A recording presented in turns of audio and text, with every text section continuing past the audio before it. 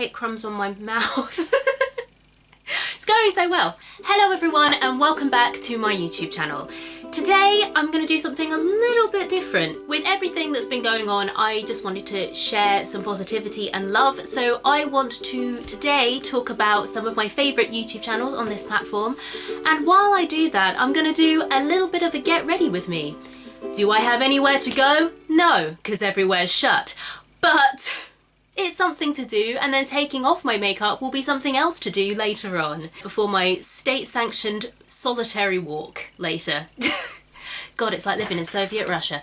Anyway, so that's what we're going to do. We're going to do a little bit of a get ready with me, a little bit of a chit-chat, a little bit of a positive bigging up other people who don't need bigging up, but I'm going to anyway, because that is what positivity is. Disclaimer, I'm actually no good at makeup, so feel free to drag me in the comments, but I already know. Let's get to it, shall we? Zoom into my face. Let's go a little bit back though. Right. Oh, who do I think I am? A beauty YouTuber? Oh god. Right, so I'm gonna start off with my primer. It's got Nivea. None of this is sponsored. I have 68 subscribers as of today. So yeah, so this is Nivea Express Hydration Primer. I don't know if it works, it's just a primer, you know? So, the first channel that I would highly recommend, this is all kind of theatre based content, by the way. The first channel that I want to recommend is Katherine Steele. So she is quite a big YouTuber on this platform. She's based in LA, I believe, and her main channel has lots of information about Broadway news. Obviously she's based in America, which I find really interesting. She has a couple of really good videos as well about, I think it was last summer, where there was lots of losses on Broadway. She obviously did a video when Broadway announced it was closing a few weeks ago, all of that stuff. So she has some really informative videos, but then also just some really fun ones as well, like her chatting about what her favourite songs are, what her favourite shows are. She also has a vlog channel called Party at Cats. I'm not really into watching vlogs. Vlogs are just a kind of content that doesn't really interest me, so I've never checked out her vlog channel. But if you are into vlogging, I'm pretty sure you would enjoy that. She kind of vlogged her reaction of going to see Cats, which I still haven't seen. I need to see Cats. Yeah, so now I'm going to do foundation. So I use MAC Studio Fix Fluid. I am the shade NC44 in the winter. She vlogs her and her friend who she does a podcast with going to see Cats, and he got horrendously drunk and it was hilarious. So yeah, definitely check her out if you haven't already. Would highly recommend. Oh, I dropped my mirror. Great. Another channel that I really love that's kind of a theatre person who just makes videos is Amy Lovatt. So she's UK based. She's just very like northern person blunt, and I really appreciate it. I'm here for it. Do you know what I mean? Like, it's just her sense of humour and just the way she puts things is so dry. Her Cats review was freaking hilarious. Like I said, I haven't seen Cats yet, and I was pissing myself laughing. So it's like her indignation at the human feet, I was there with her. I relived that with her. It was beautiful. The content of hers that I've seen the most of has been more commentary reaction videos or like listicle type content. She does reviews of shows, so I think she did a review of Heathers as well when it was in town. She's reviewed the musical episodes of Riverdale, which I don't watch that show, it looks freaking dumb. If you like Riverdale, like, you do you, boo, but that looks like a really stupid show. She did a really hilarious video where she faked going to the Tonys. Apparently she did it on Instagram, and that was just really interesting to watch because I didn't realise people. It's one of those things where like you hear people do that and you're like, nah, really, only like sad people would do that. She did it as a joke, by the way. She didn't do it to try and like be like, oh yeah, I definitely went to the Tonys. She did it as a joke. But yeah, it was just really interesting to see how one would go about doing that, and being in a Travelodge pretending you're in a New York hotel. Loved it. So that's Amy Lovatt's channel, definitely check her out.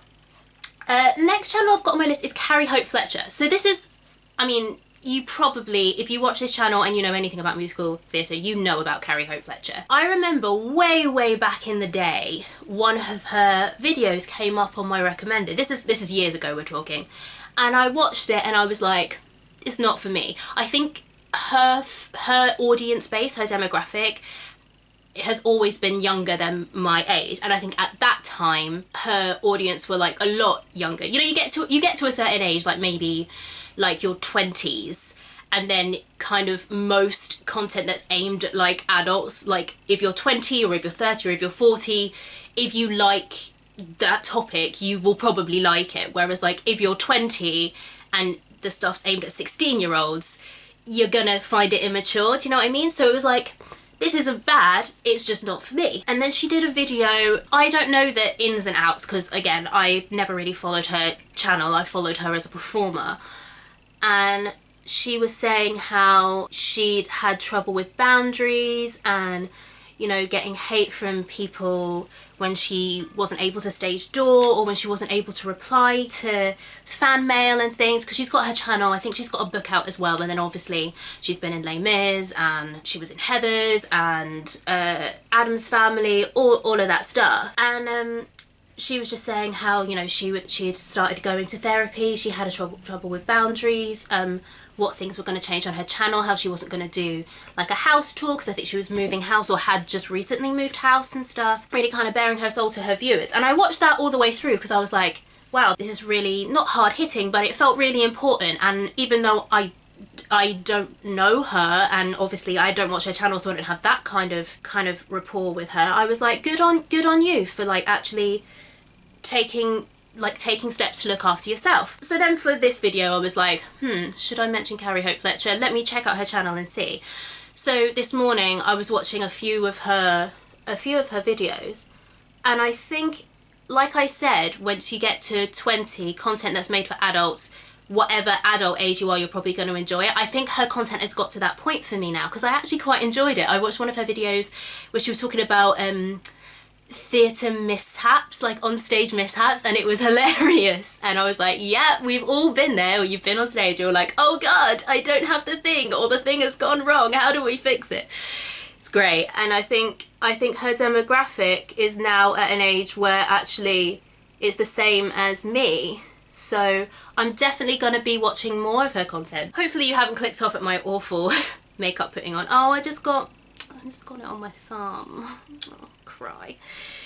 It's a hard life being stuck in your house. Another channel that I really love is Musical Theatre Mash. So I should have looked this up before I started filming. I can't remember the name of the person who runs it. I want to say his name is Ryan, but I might just be thinking of Ryan George from Pitch Meetings. He doesn't really post anymore, which is sad because I did really enjoy his content, but his channel is still up and he has some really great informative videos. He does videos comparing different iconic performances of certain roles. He has a great 3-part series about why theatre is so gay. He says in that series he is a homosexual man, and he explains the history of specifically male homosexuality in theatre through kind of composers like Cole Porter and Noel Coward, through to kind of like drag culture, why musical theatre had such a profound effect on drag culture with characters such as Mame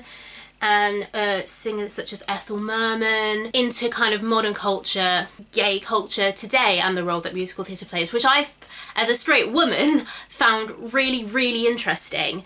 So I definitely check out his channel. He's got some great videos on there. I should probably do some eyeshadow, shouldn't I? God, this is where it goes horribly wrong.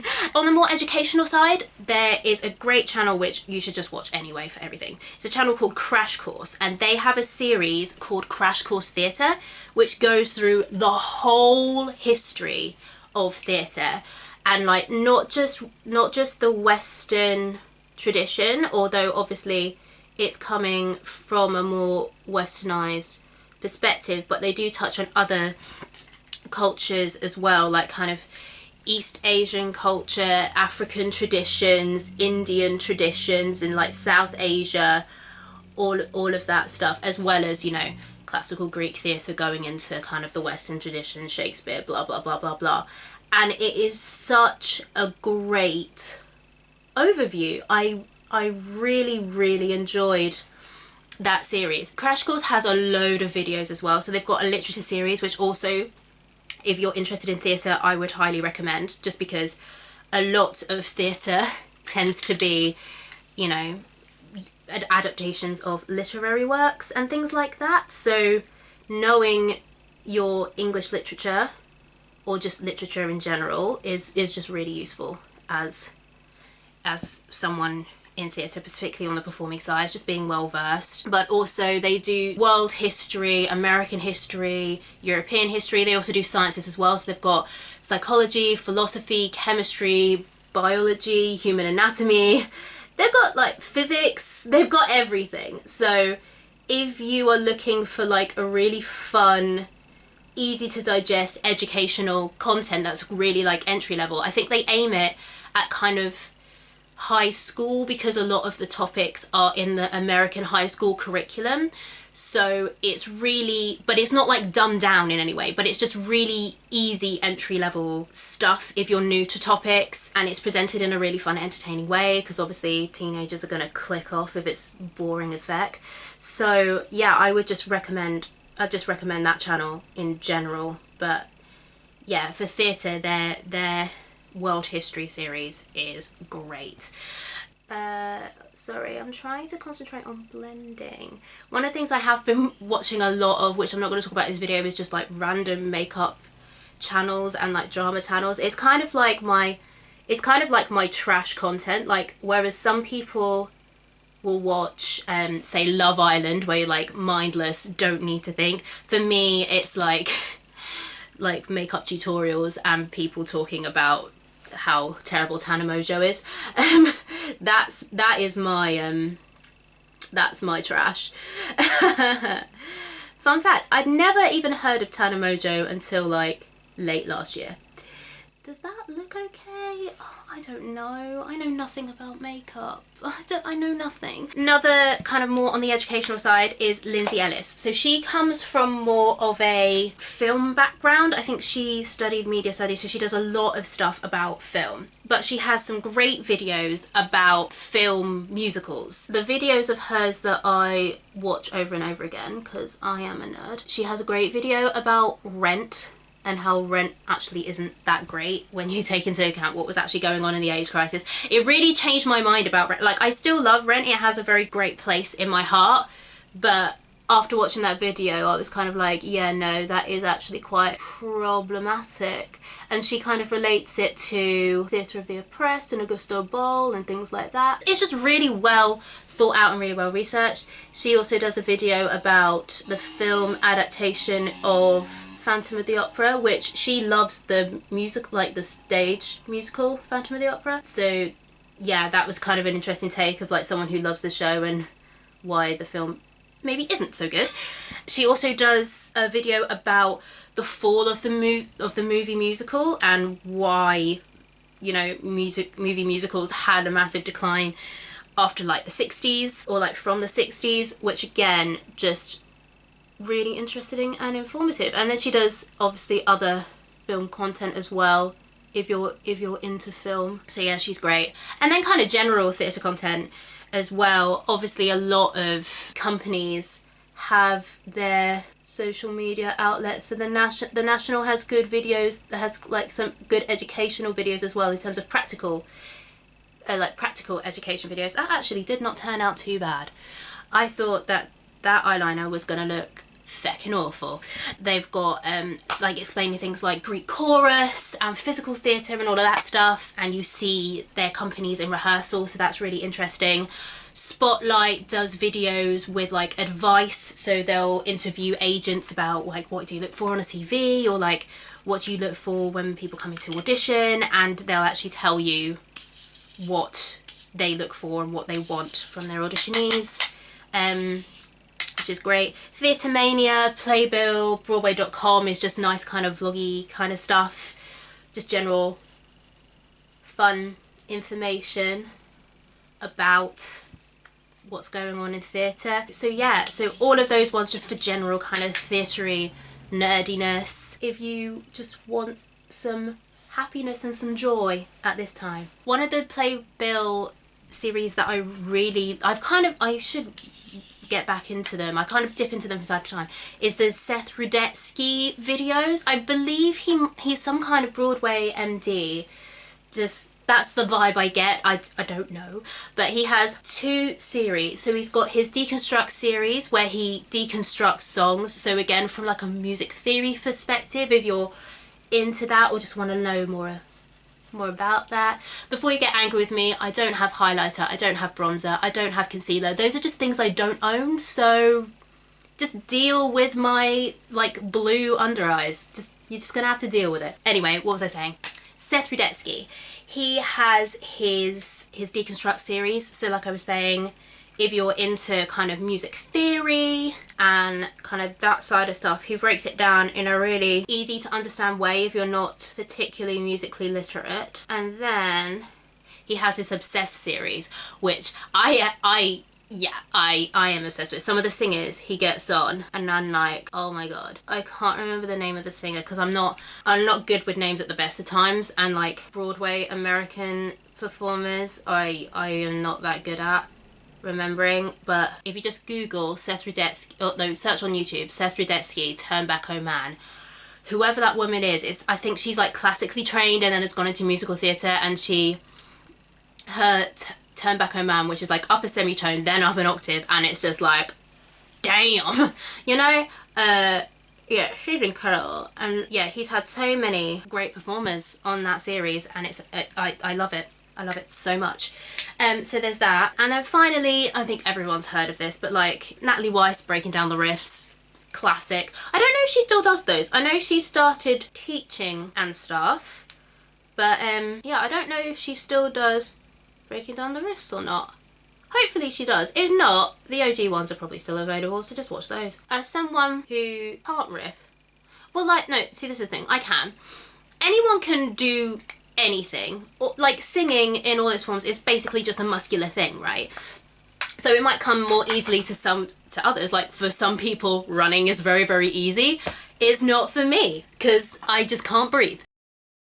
I think my breathing goes out of whack, and it's just not a fun time. But you can learn to do it. You can train and get better. Same with singing. Like for some people, for most people who become professionals, because there's this myth of like talent, you know, so then like people who aren't naturally like predisposed to be good at singing and like would have to like train and work at it. You know, you're 6 years old, you're singing, and your parents are like, you can't hold a note, you really shouldn't sing, and then that scars you for life and then you never sing again. But like that can be extrapolated to things like riffing. Riffing doesn't come naturally to me, I think, because I didn't grow up listening to music where that's what people did, where people riffed. That just wasn't a thing in my household. But in the same with like classical runs, like Natalie Weiss does, you break it down. You go section by section, you do it slowly, you'll do it kind of like changing up the rhythm from what's actually written to like, so that it's really in your body. You'll do it on a siren, you'll do it on random vowel sounds and not the lyric, you'll do it slowly, you'll do it going down and then going back up, like you'll go along the pattern and then back up the pattern the other way and really get it into your body. And then it'll be so in your muscle memory that you like, you'll naturally speed up because your body is so easy, like you'll just speed up, and then you do it up to speed and it's like, huh, why was I stressing about it in the first place? It's exactly the same thing with riffs. The only difference is with riffs, it tends to not be written in the music, people will make it up. And then I guess it's similar to kind of jazz musicians, where when you're doing an improvisation, yes, you are improvising, but also you know your modal scales, you know your little like licks and tricks that you like to do, you know little extracts of like previous tunes that, oh, I know that in that mode and this is the same mode, so I'll whack it in here. And then so, and I think people who riff naturally do this unconsciously. Like, I'm not saying that like this is the way you have to do it. I think if you're good at doing it, you're probably doing all of these things without thinking it. But yeah, if it doesn't come naturally, those are things that you can draw on. So this is the look, and I managed to talk about everyone I wanted to talk about. A few moments later. Guys, I completely forgot to put on mascara.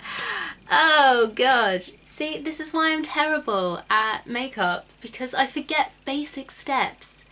I was too busy chatting, that's what it was. I've never been one to be like, oh, I have to wear full glam all the time. I'm just too low maintenance for that.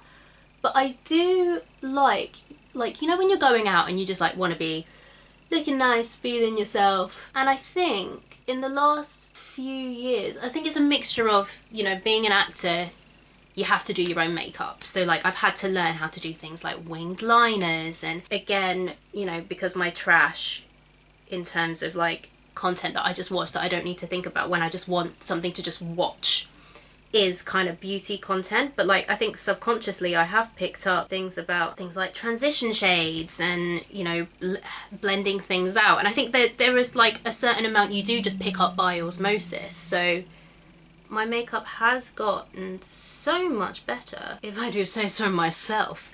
Yeah, if you want to see me try and put on false eyelashes and fail, then let me know and we can all fail together, because I really should learn how to put on false eyelashes. I've put mascara on now, so let's redo the outro.